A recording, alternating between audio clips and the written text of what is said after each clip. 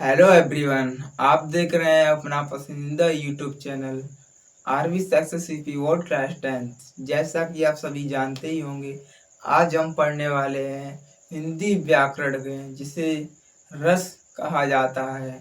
तो चलिए हम देखते हैं रस क्या है।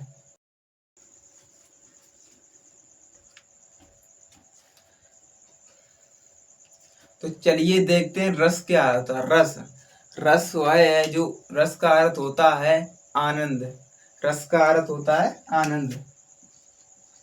रस का अर्थ होता है आनंद।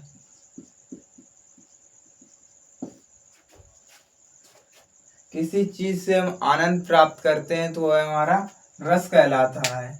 तो देखिए क्या है हमारा रस।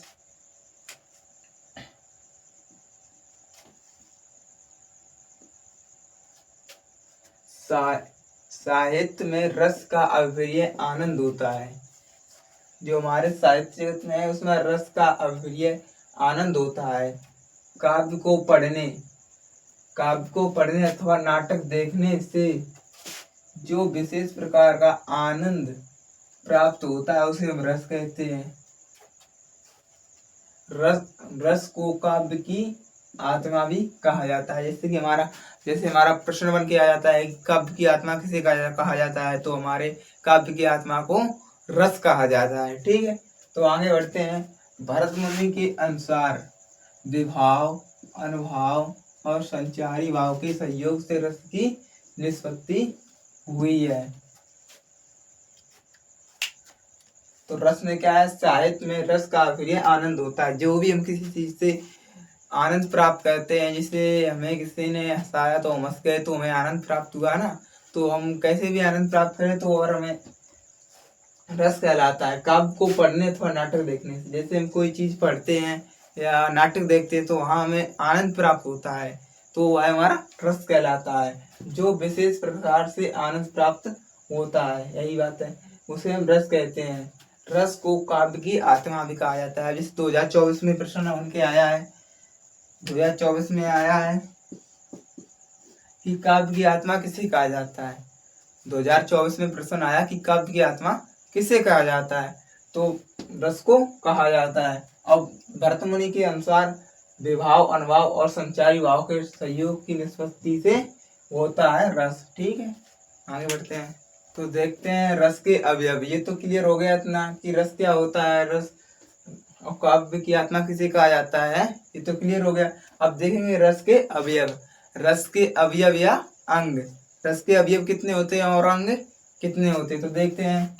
अवयव और अंग, बात एक ही जैसे लिख के आता है, रस के अवयव कितने हैं और अंग कितने। तो देखिए, रस के 4 अवयव या अंग होते हैं। जो रस है उसके 4 अवयव या अंग होते हैं। कौन कौन से होते हैं? नंबर 1 पर आता है स्थायी भाव। पहले नंबर पर आता है स्थायी भाव। रस के 4 अवयव होते हैं, जिसमें तो होता है स्थायी भाव, विभाव, अनुभाव और संचारी भाव। ये रस के 4 अवयव या अंग होते हैं। ठीक है, तो आगे बढ़ते हैं। हमें यूपी बोर्ड के अकॉर्डिंग 2 ही रस पढ़ने हैं। एक होता है हमारा हास्य रस, एक होता है हमारा कड़ोर रस। जो रस होता है ना, उसमें यूपी बोर्ड में 2 ही रस दिए गए हैं। पहले होता है हास्य रस और फिर होता है करोड़ रस। तो पहले देखते हैं हमारा हास्य रस क्या होता है। तो देखिए हमारा हास्य रस क्या कहता है।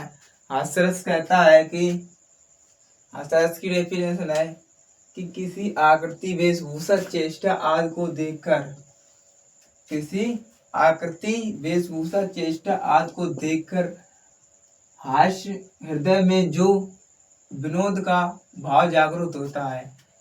तो उसमें देखिए, किसी भी आकृति, वेशभूषा आदि, चेष्टा आदि को देखकर हृदय में जो विनोद का भाव जागृत होता है वह हास्य कहलाता है। इसमें देखिए, विनोद का अर्थ क्या होता है? विनोद का अर्थ होता है खुशी। खुशी हम कहते हैं, वह हमारा हास्य रस कहलाता है। जैसे में किसी प्रकार से हंसी आई, जिसे हम विनोद कहते हैं। यह हास्य रस जब विभाव, अनुभाव तथा संचारी भाव के पृष्ठ से हो जाता है तो उसे हमें हास्यरस कहा जाता है। ठीक है, अब हम इसे इसका कुछ एक उदाहरण देखें। उदाहरण हमारा क्या कहता है, तो देखिए इसका उदाहरण क्या कहता है। उदाहरण है हंसी हंसी बाजे देख दूल्हा दिगंबर को, पहुनी जे आवे हिमाचल के उच्छार में। यानी ये हमारा अर्थ कहता है कि जब जब दिगंबर को भोले बाबा को कहा है, जब भोले बाबा अपनी बारात लेके ससुराल जा रहे थे, तो जो गांव की स्त्रियां होती हैं वो घर से निकलकर बाहर ये विचित्र वेशभूषा देख रही थी कि कैसे भोले बाबा अपनी बारात लेके आए हैं, गले में सांप और ये भूत प्रेत का साथ में बारात लेके गए हैं। तो यही हमारा, तो वो देखकर हंस रही थी, इसीलिए हमारा ये हास्य रस कहलाएगा। पहले से आप समझ गए होंगे, हाँ कि हंस हंस बाजे। और ये हमारा 2024 के एग्जाम में आया हुआ है। ठीक है, तो इसमें देखिए कि हमारा जो उदाहरण है उसमें स्थायी भाव और विभाव और अनुभाव संचारी भाव क्या है। तो हमारा उदाहरण के माध्यम से हमारा स्थायी भाव है हास्य। ठीक है, हास्य। और विभाव है महादेव जी, थोड़ी मिस्टेक हुई है, महादेव जी और उनकी वेशभूषा।